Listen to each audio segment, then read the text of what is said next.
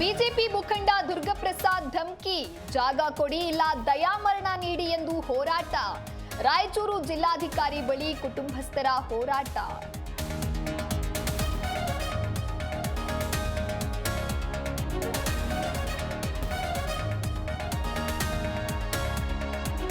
ಕುಡಿಯೋಕೆ ಹಣ ಕೊಟ್ಟಿಲ್ಲ ಅಂತ ತಾಯಿಗೆ ಚಾಕು ಇರಿತ, ಹಲ್ಲೆ ಮಾಡಿ ತಾಳಿ ಕಿತ್ಕೊಂಡು ಪರಾರಿಯಾಗಿದ್ದ ಪಾಪಿ ಪುತ್ರ. ಜ್ಞಾನಭಾರತಿ ಪೊಲೀಸರಿಂದ ಆರೋಪಿಯ ಬಂಧನ.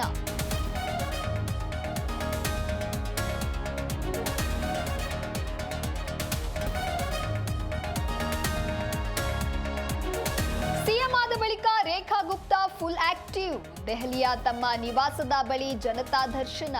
ಅಭಿಮಾನಿಗಳಿಂದ ರೇಖಾ ಗುಪ್ತಾಗೆ ಶುಭಾಶಯ.